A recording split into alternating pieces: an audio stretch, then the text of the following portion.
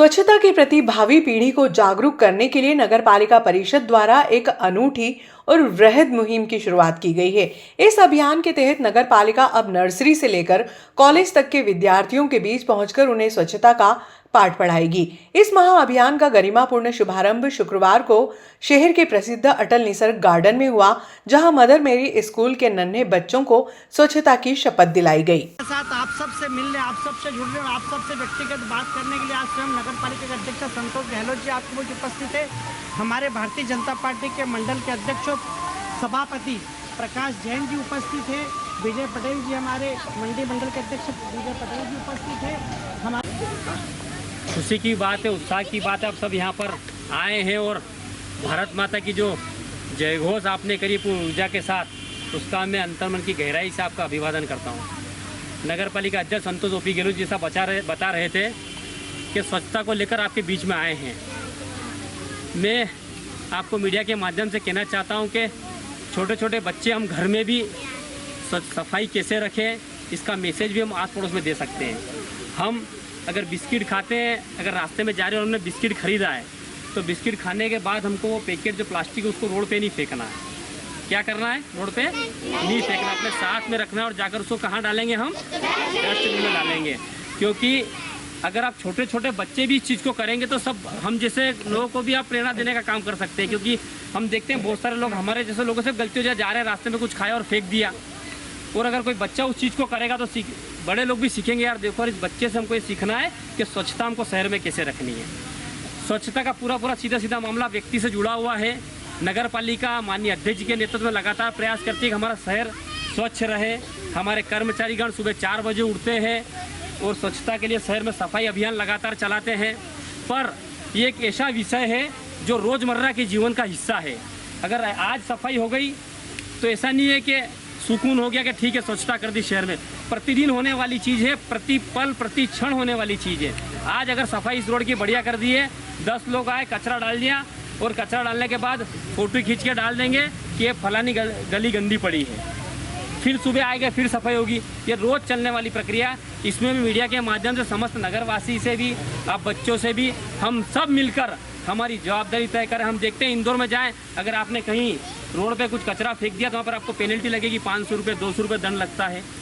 मैं नगर पालिका अध्यक्ष जी से भी आग्रह करना चाहूँगा, आज यहाँ पर बच्चे भी सब एकत्रित हुए हैं कि शहर में जो हम देखते हैं, सब्जी मार्केट में भी जाते हैं, अगर किसी ने 5 सब्जी खरीदी तो 5 छोटी छोटी प्लास्टिक की अलग थैली खरीद लेंगे वो प्लास्टिक की, उससे वो फिर थैलियाँ जाएगी नालियों में जाएगी, फिर नालियाँ जाम होगी। हम छोटा सा प्रयास कर सकते हैं, कोई बड़ा विषय नहीं। हम जितने भी बच्चे बैठे हैं, मैं आप सबसे आग्रह करना चाहूँगा, हम सब अपने मम्मी पापा को ये बात बोले, क्योंकि हम जो बता रहे हैं वो हमको भी करना पड़ता है। आप कभी देखना, मीडिया भी है हमारे बीच में, मैं खुद भी स्वयं जाता हूँ मार्केट में तो थैला हाथ में लेके जाता हूँ मैं साथ में। अब 5 सब्जी हमने खरीदी और 5 प्लास्टिक की थैली खरीदी, हमने कितना कचरा कर दिया। शहर के लोग कितने वहाँ से प्लास्टिक की छोटी छोटी थैलियों में सब्जी लेकर आते हैं। तो एक छोटा सा प्रण आप सब बच्चे अपने माता पिता से बोलना घर जाकर कि हम जब भी सब्जी मार्केट में जाएंगे तो झोला लेकर जाएंगे और उसी में सब्जी लेकर आएंगे। सहमत हो मेरी बात से? तो एक बार जोरदार नगर पालिका अध्यक्ष जी के लिए और हमारे बिरला ग्राम के मंडल के लिए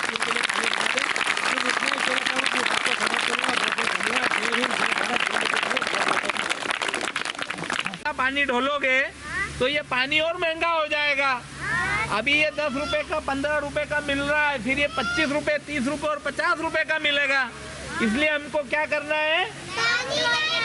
पानी का कम से कम उपयोग करना है। मान लो आप लोग अगर 1.5 बाल्टी पानी से नहाते हो तो 1 बाल्टी से नहाना है। घर के बाहर अगर पानी व्यर्थ डालते हो तो नहीं डालना है। नहाते समय अगर आप नल की टोटी खुली छोड़ देते हो, ठीक करना है। ठीक है, इसके साथ एक काम और हमको करना है। क्या करना है? हमको ये करना है कि जब हम घर में रहते हैं तब हमारे घर में पंखा चालू रहता है, लाइट चालू रहती है। कई बार हम अपने कमरे में से दूसरे कमरे में चले जाते हैं पर पंखे और लाइट चालू छोड़ जाते हैं। तो अब बिजली भी महंगी हो गई है, अगर हम ज़्यादा बिजली जलाएंगे तो ज़्यादा पैसा लगेगा। तो हमको जब हम घर से बाहर जाते हैं तो पंखा भी क्या करना है? शाबाश। जब हम पढ़ाई बंद करते हैं, पढ़ाई हमारी पूरी हो जाती है तो फिर हमको लाइट को क्या करना है?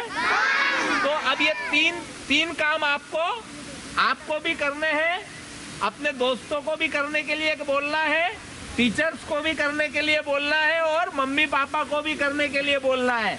अच्छा, पहला काम क्या करने के लिए बोलोगे? जोर से बोलो, फिर जोर से बोलो। कचरा कहाँ पे डालना है? बहुत बढ़िया। अब दूसरा काम बताओ, दूसरा काम क्या करना है? क्या करना है? बहुत बढ़िया, शाबाश, बहुत अच्छे बच्चे हो आप। और तीसरा काम क्या करना है? क्या करना है? क्या करना है? लाइट हमको जब हम घर से जाए तो चालू नहीं छोड़ना है, जब हम घर से निकले तो पंखा बंद करना है। ये सब काम हमको करना है। और ये पता है क्यों करना है आपको? क्योंकि आप सब क्या हो? भारत के सैनिक हो। क्या हो? सैनिक है हम लोग। बताया हमारे सभी भाइयों और बहनों ने। मैं आपसे एक बात पूछना चाहती हूँ। आप सब जानते हैं कि हम हमारे अधिकार की बात तो सभी करते हैं, हम भी करते हैं, हमारे मम्मी पापा भी करते हैं। अधिकार मतलब कि हमारे यहाँ रोज गाड़ी आना चाहिए कचरे की, है ना? हमारे यहाँ सफाई कर्मचारी रोज आना चाहिए ताकि हमारे आसपास सफाई रहे। करते हैं ना हम, लेकिन जो हमारे कर्तव्य हैं हम शायद उसको भूल जाते हैं ना। जैसे हम बिस्किट खाते हैं, कहीं भी फेंक देते हैं। मम्मी अगर कोई कार्य कर रही है, खाना बना रही है ना, सब्जी वगैरह का छिलके बाहर सड़क पे फेंक देती है, पीछे अपने गलियां रहती है उसमें फेंक देती है। तो ये सब हमें नहीं फेंकना है। हमें क्या करना है? डस्टबिन में ही डालना है। और डस्टबिन जब रोज हमारे यहाँ कचरा गाड़ी आएगी तो उसको काय में डालना है? कचरा गाड़ी में। और मैं आप लोगों से एक बात और कहना चाहती हूँ। आप देखिए, देश का भविष्य है और हम तो कहते हैं छोटे छोटे नन्हे बच्चे सभी भगवान रूप होते हैं। आप सब हमारी नजरों में अभी भगवान स्वरूप हैं। आपकी बात कोई नहीं टालेगा, हमारी तो सुनेंगे, अनसुनी कर देंगे। लेकिन जब आप आवाज उठाओगे और आप कहना शुरू कर दोगे कि नहीं, कचरा हमें डस्टबिन में ही डालना है, कचरा गाड़ी में ही डालना है, तो हमारे शहर में, हमारे आसपास सफाई दिखेगी कि नहीं दिखेगी? दिखेगी ना। और हम कहते हैं ना कि हमारे आसपास जब हम घर की सफाई करते हैं, रोज सुबह सफाई करती है ना मम्मी वगैरह? हाँ, करती है ना। तो क्यों करती है? कि हमारे घर में गंदगी ना रहे। लेकिन हम हमारे आसपास की सफाई भूल जाते हैं। और जब आसपास गंदगी रहती है बच्चों, तो क्या होता है फिर? गंदगी से क्या होता है? बीमार होते हैं ना, बीमार। तो अगर हम आसपास भी सफाई रखेंगे। भारत माता की आप सभी बच्चों को समझ में आ गया ना? साफ सफाई में विशेष करके ध्यान रखना, अपने मम्मी पापा को बोलना, सड़कों पे नहीं फेंकना, हर चीज़ का पूरा सहयोग करें। मेरी ये नगर पालिका के अधिकारी कर्मचारी की जिम्मेदारी है बेटा, आप सभी की जिम्मेदारी। जब भी अपना शहर एक दिन नंबर 1 पर आएगा। धन्यवाद।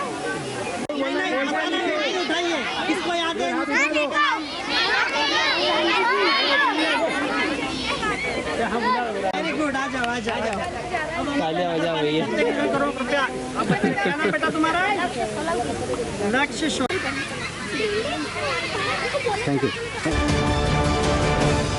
प्राणघातक हमले का आरोपी हुआ गिरफ्तार। विद्यानगर में युवक पर प्राणघातक हमला करने वाले आरोपी को बिलाग्राम पुलिस ने गिरफ्तार कर न्यायालय में पेश किया। न्यायालय ने आरोपी को जेल भेजने के आदेश दिए। बिलाग्राम थाने के प्रभारी टीआई जितेंद्र पाटीदार के अनुसार संतोष साहनी पर बलराम पिता मोहनलाल ने उस्तरे से हमला कर दिया था, जिससे संतोष के गले में गंभीर चोटें आई थी। गंभीर रूप से घायल संतोष को उपचार के लिए जनसेवा हॉस्पिटल लेकर पहुंचे, जहां हालत गंभीर होने पर गहन चिकित्सा के लिए उज्जैन रेफर किया गया। उज्जैन के निजी हॉस्पिटल में संतोष के गले का ऑपरेशन हुआ। इधर पुलिस ने प्राणघातक हमले के आरोपी बलराम को गिरफ्तार कर न्यायालय में पेश किया। न्यायालय ने आरोपी को जेल भेजने के आदेश दिए।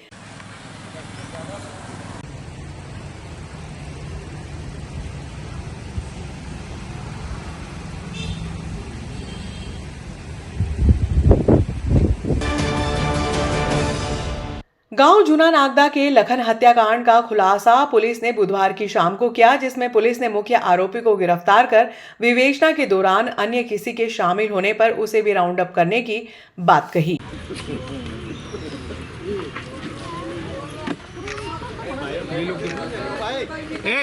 चलो उधर चलो, जा इधर से हटे।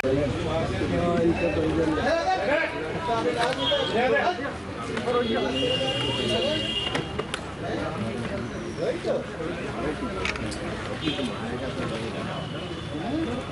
लिखा ना डिटेल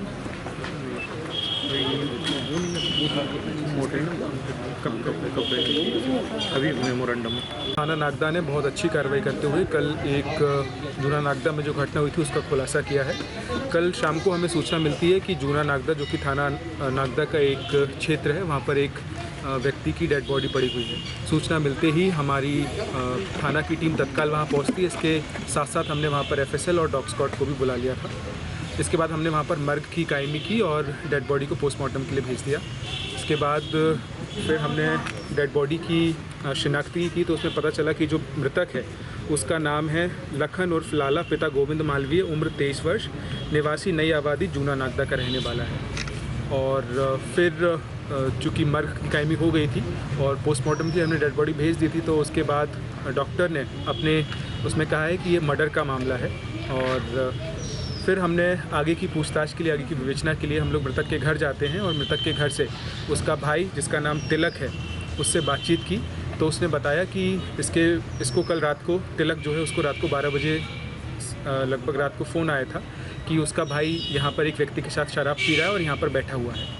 और जब उससे इस बात की पूछताछ की गई तो उन्होंने बताया कि उसके बाद से ही उसका भाई मतलब पता नहीं है कहाँ पर है। और जिस व्यक्ति के साथ शराब पी रहा था, जो संदेही है, उसका नाम है देव, पिता लक्ष्मण चंद्रवंशी, उम्र 20 वर्ष, निवासी जूना नागदा। अब और उस घटना के बाद से देव भी फरार था, उसका कोई पता नहीं था।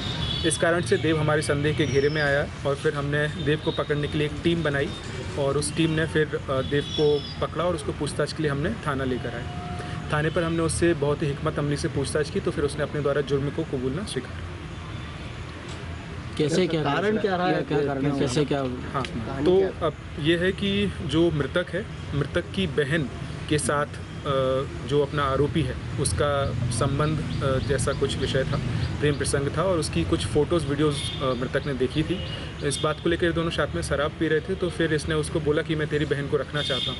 इस बात को लेकर इन दोनों के बीच में कुछ हॉट टॉक हुई और इसके बाद जो अपना आरोपी है इसने उस पर ईंट से हमला कर दिया और उसकी जान ली। मतलब घटना में क्या उपयोग किया? खाली ईंट ही उपयोग किया? घटना में ईंट का उपयोग किया गया है जिससे सर पर वार किया गया था, जिससे अत्यधिक रक्त का स्त्राव हो गया था, इसके कारण उसकी मृत्यु हुई। उसको कहाँ से गिरफ्तार करा आरोपी को? दियो आरोपी को कहाँ से गिरफ्तार करा, मतलब कहाँ फरार था? आरोपी को चामुंडा माता मंदिर से हम लोगों ने गिरफ्तार। आरोपी मैरिड है? आरोपी मैरिड। सर एक ही वार करा था कि 2-3 वार करे थे? हाँ, कई सारे वार किए हैं ईंट से और अभी PM रिपोर्ट आना बाकी है, उसमें और क्लियर हो जाएगा। सर जो मृतक था वो भी विवाहित था? विवाहित मृतक ये विवेचना का विषय है, इसमें आगे पता चलेगा। घटना कितनी बजे की सर? ये कल परसों रात की 11:30 बजे की है। ये आरोपी को आपने रिकॉर्डिंग जी, आरोपी को रिकॉर्डिंग रिकॉर्डिंग नहीं, अभी तो नहीं है और हम लोग और देख लेंगे, ये विवेचना का विषय है आगे। ये क्या करता, मतलब आरोपी क्या मजदूरी करता था, क्या करता? ये लोग ईंट भट्टे पर ही काम करते हैं, वहीं साथ में शमशान घाट पर काम करते थे और ईंट भट्टे पर। सर ये प्री प्लानिंग है या आकस्मिक हुआ है? हाँ, ये आकस्मिक है। सर इसके सहयोगी और भी कोई है? अगेन ये विवेचना का विषय आगे देख लिया जाएगा। जो मुख्य आरोपी है वो हमारी गिरफ्त में है और उसने अपने द्वारा जुर्म करना स्वीकारा है, उससे और पूछताछ की जाएगी। जो भी अन्य नाम सामने आते हैं अगर, तो वो भी आप लोगों के साथ सर ये गड्ढे में कैसे गया? जब वहाँ पर ईंट पे जहाँ मारी थी उसके बाद वो गड्ढे में कैसे गया? कुछ शराब पी रहे थे, उसको ईंट से मारा और फिर उसको इसने खींच कर गड्ढे में गिराया। Thank you.